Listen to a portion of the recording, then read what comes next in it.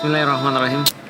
Assalamualaikum warahmatullahi wabarakatuh. Waalaikumsalam warahmatullahi wabarakatuh. Obrolan gelap nih, obrolan malam, obrolan gelap, dan kita mau ngobrolin orang pula ya. Ada bau-bau bangke di sini ya.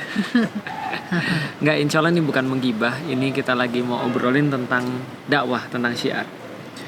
Dan Umi kan tahu ya, syiar itu ada dua. Namanya syiar itu kan kayak apa ya? Syiar itu bahasa Indonesia apa sih syiar? Syiar mendakwahkan, Promosi, propaganda, propaganda, promosi, menyebarkan. Karena asal katanya itu adalah menyebarkan syiar itu. menginspirasi. Ya, jadi kalau seandainya syiar itu tidak tersebar ya berarti dia bukan syiar. Makanya kalau ada orang bilang gini, kalau mau dakwah itu nggak usah main sosial media, jangan yang penting terkenal, jangan dipamerin. Kalau bukan dipamerin namanya bukan syiar. Syiar itu ya dalam tanda kutip harus pamer, dalam tanda kutip, karena gini, dalam ibadah itu ada yang kita itu memang kita tuh mengejar kualitasnya dengan Allah. Contoh misalnya kayak kalau kita memang tidak ada niat syiar, maka tahajud itu yang nggak usah dipamerkan. Gitu loh. Sedekah itu ya lebih baik disembunyikan, gitu kan ya. Cuman kalau kita ada tujuan untuk menyebarkan, tujuan kita agar orang lain meniru, agar orang lain itu mengikuti, agar orang lain itu nyontoin, berarti dia harus pamer, harus syiar. Dalam tanda kutip dipamerkan, disiarkan, disebarkan seluas-luasnya. Maka yang menjadi indikasi syiar itu bukanlah misalnya kayak kualitas, tapi lebih kepada kuantitas. Jadi dia lebih menyebar luas gitu, maksudnya menyebar luas. Jadi lebih tepatnya gini, indikasi syiar itu adalah ketika dia disebarkan luas dan diterima oleh lebih banyak manusia dan mempengaruhi lebih banyak manusia. Itu adalah inti syiar. Maka kita tadi bilang di awal, ya berarti kalau gitu propaganda, kalau gitu media, kalau gitu menyebarkan itu ada dua. Yang pertama adalah sesuatu yang baik, yang kedua adalah sesuatu yang nggak baik. Dan berarti ada pahala syiar jariah, ada juga dosa syiar yang jahiliyah. Ya, syiar yang dosa syiar yang jariah.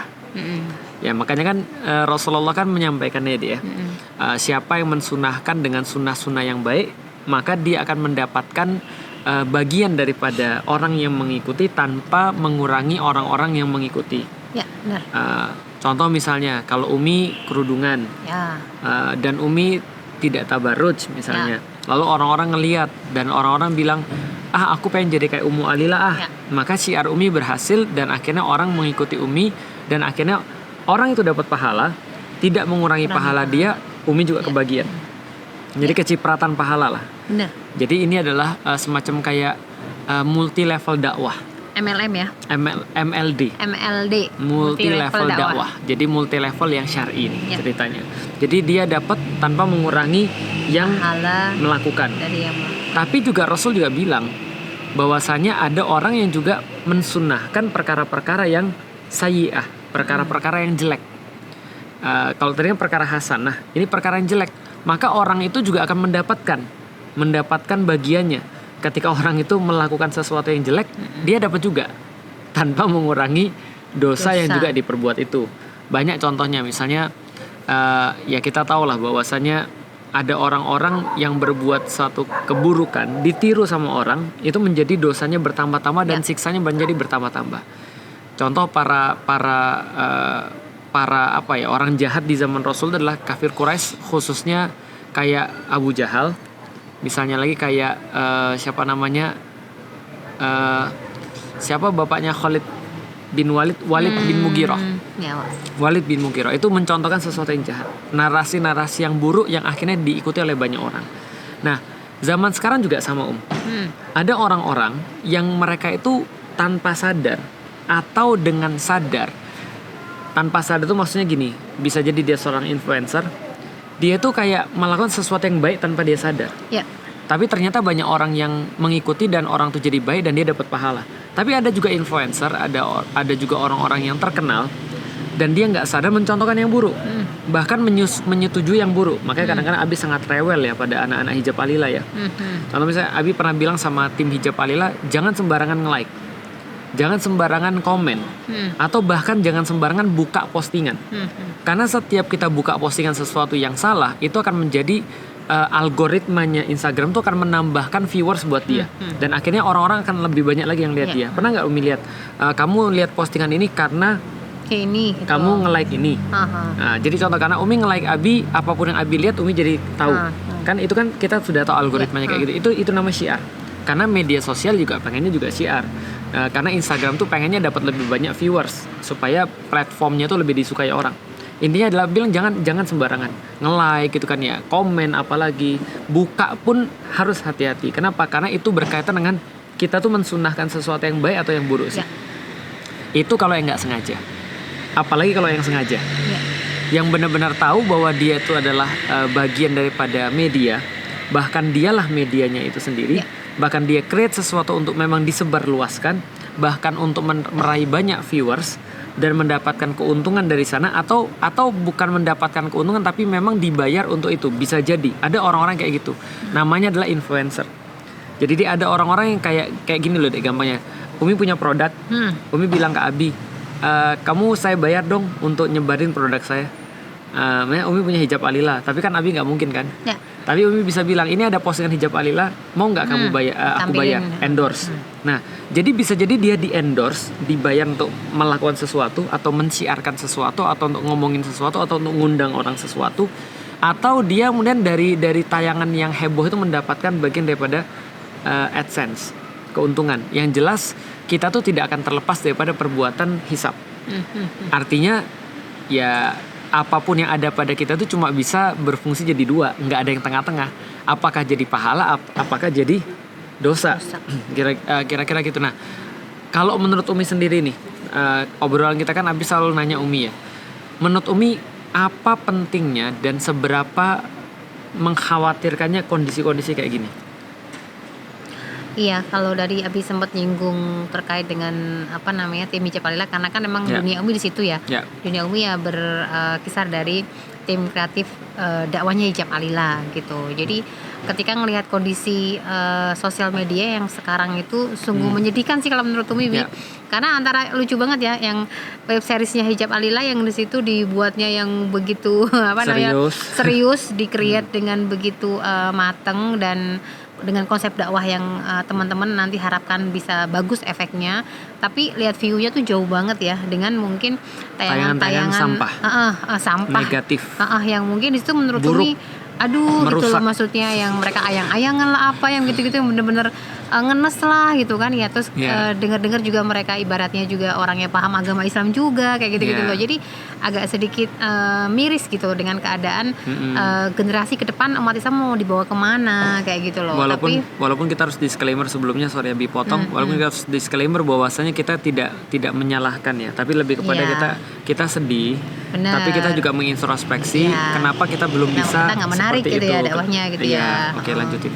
Makanya ketika ngelihat kayak begitu ya selalu Umi memotivasi teman-teman sih di tim hijab alila ketika mereka mungkin ngelihat hasilnya seperti ini gitu, bilang ya memang kita nggak usah lah ngeliat hasil gitu, nggak usah ngeliat jumlah follower atau hasil dari apa yang menonton web series kita, tapi insya Allah ini adalah pelipur lara bagi Umi sendiri ya, khususnya ngelihat dakwah hijab alila masih bertahan sampai sekarang kayak gitu loh, di tengah-tengah dakwah yang menurut Umi mulai inilah istilahnya dalam hal ini mulai menantang banget gitu kan ya, tapi kita masih bertahan di kondisi yang seperti sekarang itu udah jadi pelipur lara banget lah, jadi lebih semangat lagi. Nah kalau ada orang-orang yang influencer yang justru kalau Abi ngelihat orang-orang punya followers banyak atau punya influence lah ya, punya pengaruh yang sangat luas, Abi tuh selalu mendoakan, pengen banget agar mereka tuh minimal tidak memberikan efek buruk buat Islam.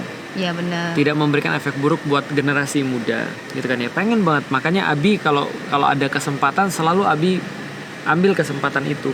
Yang punya influence Abi coba untuk ibaratnya mengarahkan, ataupun kalau mereka minta saran Abi selalu sambut. Ini adalah Abi pengen agar Abi itu punya saham ketika mereka tuh berbuat baik dengan followers mereka itu. Gitu maksudnya bisa memberikan satu pengaruh yang baik. Itu kan followers ya, Dek ya. Nah, tapi ada juga yang sedihnya, Dek, orang-orang yang punya followers banyak, pengaruh banyak, tapi justru merusak. Iya. Contoh misalnya konten-konten yang dicontohkan konten-konten, mohon maaf ya, Dek ya, konten-konten yang merendahkan perempuan menurut Abi, kayak mengumbar seksual. Iya. Kemudian kayak apa ya, kontroversi. Kita selalu tahu bahwa di dunia ini ada ucapan don't make stupid people famous. Jangan buat orang-orang bodoh itu menjadi terkenal. Nah, tapi ternyata banyak juga orang-orang yang berkeyakinan kita tuh jangan buat orang bodoh tuh terkenal. Tapi ya ternyata dia sendiri buat orang yang bodoh terkenal. Bukan hanya orang bodoh. Menurut Abi, bodoh itu masih mending. Karena bodoh itu nggak dosa loh, Dik. Iya. Contoh ya, kalau seandainya Abi nggak bisa jawab soal fisika, atau Abi nggak bisa jawab soal kimia, atau anak Abi nggak lulus matematik, gitu, ujian matematik, atau anak Abi nggak bisa sains gitu kan ya, itu masih ada chance bahwa dia tuh jadi orang baik. Tapi kita selalu bilang ya, yang penting akhlak, yang penting kemudian sikap, yang penting itu kamu nyembah pada Allah, taat pada orang tua, kita udah senang gitu maksudnya. Tapi bodoh itu masih oke. Tapi ini bukan hanya make stupid people famous, tapi membuat orang-orang yang melakukan maksiat ini seolah-olah wajar dan maksiatnya biasa. Dan kita selalu bilang kan, kita nggak pernah benci ya, Dek ya, sama pelaku maksiat ya, karena kita juga pelaku maksiat. Karena Abi juga siapa, Umi juga siapa dulu, kita semua pelaku maksiat, apalagi Abi. Dan kalau misalnya nggak ada orang yang sayang sama Abi, nggak ada orang yang mau untuk ngasih tau Abi tentang Islam dong. Kalau Fatih Karim dulu nggak ngelihat Abi terus sayang gitu ya, dia udah ngeludahin Abi. Dia mungkin udah jijik ngelihat Abi. Atau orang-orang Muslim ketika dia nggak sayang dengan orang-orang yang bukan Muslim, atau Rasulullah itu tidak sayang dengan pamannya, dengan seluruh kafir Quraisy yang itulah saudara-saudara beliau juga, maka tidak akan tentunya Rasul mendakwakan mereka kan gitu. Nah, jadi artinya ya ini bukan hanya bodoh, tapi dia mempromosikan orang kayak ini, dipromosikan nih, orang-orang yang salah ini dipromosikan, bukan diajak baik, tapi disuruh. Ibarat ini ada orang mau pergi jalan jor gitu kan ya. Jadi kasih jalan malah ya. Iya, dikasih jalan dan dipromosikan, disiarkan. Nah, sehingga apa yang terjadi? Orang-orang yang ngelihat tayangan-tayangan kayak gitu terpengaruh. Alasannya ini adalah sesuatu yang toleransi, ini adalah sesuatu yang open minded gitu kan ya. Ini adalah sesuatu yang apalagi ya, modern, ini adalah sesuatu yang hak asasi manusia, kebebasan, freedom dan segala macam. Ada bedanya antara freedom dengan mentolerir penyimpangan. Padahal ya kita sudah tahu perkara-perkara ini adalah sesuatu yang tidak diterima di dalam agama manapun, dan secara budaya bermasalah, tidak pernah ada sejarah budayanya, dan secara biologi juga sangat-sangat jelas. Iya. Gitu, maksudnya contoh misalnya kayak masalah gay. Ini sudah jelas banget gitu loh maksudnya. Nah, ini perkara-perkara ini mulai dari seksualitas yang diobral, masalah kemudian LGBT, lalu kemudian mempromosikan isu-isu yang ibaratnya kontroversial, orang-orang Palestina tidak dihargai, lalu kemudian malah mendowngrade perjuangan orang-orang yang ada di Gaza gitu kan ya. Ini kan sesuatu yang mengerikan ya. Lalu kemudian yang ada di Suriah kemudian seolah-olah sesuatu hal yang biasa, malah kemudian orang-orang yang di situ dizolimi, dibunuhi itu dianggap sebagai penjahat dan seterusnya. Ini kan adalah sesuatu yang menurut Abi ngeri ya. Dan apalagi dilakukan oleh orang-orang influencer. Walaupun kita tahu lah dalam perkara-perkara kayak gini pro kontra tuh pasti ada. Nah, makanya kadang-kadang kita miris. Kenapa open minded tuh senantiasa diidentikan dengan kemaksiatan? Ada orang yang buka baju telanjang, dia bilang kamu nggak terima saya, lu nggak open minded. Tapi ketika ada orang bilang tentang syariah, penerapan Islam, dikatakan apa? Close minded. Kenapa kalian yang nggak open minded ketika bicara tentang syariah? Apakah syariah itu harus diterapkan? Lalu bagaimana bandingannya dengan sekarang? Bagaimana Islam kemudian menyediakan sebuah jalan bagi ekonomi lebih baik misalnya? Kenapa kita nggak? Kenapa kalau pembicaraan kayak itu nggak dikatakan open minded, tapi dikatakan apa? Cupat. Dikatakan apa? Terbelakang. Dikatakan apa? Kadal gurun. Balik lagi ke zaman dulu. Dikatakan tidak berbudaya, bahkan pengen merusak budaya dan seterusnya. Nggak open minded sama sekali. Jadi open minded, modernitas, kebebasan, hak asasi manusia, budaya, apalagi tadi ya segala macam itu dijadikan sebagai sebuah dikooptasi hanya untuk kepentingan diri sendiri. Sedangkan orang yang berbeda pendapat udah langsung dicap Ya, radikal. Langsung dicap ekstremis. Nah ini intoleran. Nah toleransi tadi maksudnya yang kurang itu dianggap sebagai alat untuk jadi gini, semua itu open minded, kebebasan, hak asasi manusia, toleransi, dan segala macam yang berkaitan itu dijadikan sebagai alat untuk menjauhkan orang daripada ketaatan pada Allah. Ya. Itu loh maksudnya. Dan ini adalah sesuatu yang menurut aku nggak cerdas. Ya. Karena cerdas itu berarti dia memanfaatkan sesuatu karena dia tahu goalsnya apa. Iya. Tapi cerdas juga kali ya Dek ya. Kenapa? Kalau goalsnya mungkin uang, mungkin ya itu cerdas. Benar. Tapi kalau cerdas itu bagi Rasulullah adalah ketika dia goalsnya adalah akhirat. Ya. Tapi kalau goalsnya cuma dunia ya kita bisa ngapa-ngapain aja. Maka kalau goalsnya cuma dunia ya orang bisa berbuat apa aja. Benar. Yang tadi kita bilang stupid people tadi. Iya. Kenapa? Karena stupid people itu can do anything. Iya. Akan melakukan apapun supaya dia jadi famous. Iya. Contoh, dia nggak bisa punya otak, dia buka baju. Iya. Ya kan? Dia nggak bisa berkarya, dia goyang-goyang. Iya. Dan seterusnya goyang-goyang sampai telanjang. Iya. Dia nggak bisa buat sesuatu dengan akalnya, ya dia gunakan badannya. Iya. Artinya ya mohon maaf ya, tapi ya ini adalah sesuatu fakta yang harus kita sampaikan. Dan ini kita tahu pasti ada resiko karena ada pro kontra. Dan ngelihat daripada dunia zaman sekarang memang mengatakan kebenaran itu adalah risikonya besar. Ya. Dibully, dianggap tadi close minded, dianggap kemudian apalagi ustadz abal-abal, harusnya tabayun ke orangnya. Padahal orangnya ketika melakukan hal ini nggak pernah tabayun. Dia melakukan secara terbuka, dia melakukan secara umum sosial media. Bahkan kita ngomong kayak gini pun kita nggak tahu siapa yang nonton. Sedangkan yang nonton, misalnya contoh ya, ada orang yang nggak baik, bukan nggak baik, ada orang menyiarkan sesuatu yang nggak baik, yang nonton misalnya udah 20 juta misalnya taruhlah. Sedangkan kita nonton kayak gini, nonton paling cuma berapa? Artinya banyak orang yang justru nggak tahu gitu maksudnya. Artinya ya justru karena kita sayang, kita mengingatkan juga secara terbuka. Karena kesalahannya ini juga sudah terjadi secara terbuka dan proud untuk disebarkan gitu maksudnya. Nah ini menurut Abi problem-problem memang harus diselesaikan. Kita nggak nunjuk 1-2 orang ya deh ya. Artinya ya kalau teman-teman berpendapat ada orang tertentu ya sudahlah. Tapi kita pengennya agar semua orang juga paham bahwa ini bukan hanya 1-2 orang, tapi semua itu berkaitan dengan itu semuanya. Kita juga bisa termasuk orang-orang yang berbuat seperti itu. Maka kita juga minta diingatkan kalau memang kita berbuat seperti itu. Contoh kita menginspirasi orang untuk berbuat sesuatu yang gak islami, kan kita juga takut ya dek ya. Nah jadi itu sih, mudah-mudahan bermanfaat obrolan kita karena sebentar lagi kayaknya azan sudah mau berbunyi tuh.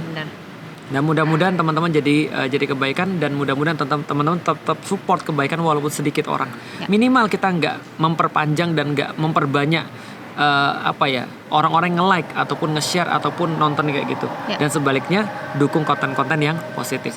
Assalamualaikum warahmatullahi wabarakatuh. Waalaikumsalam warahmatullahi wabarakatuh.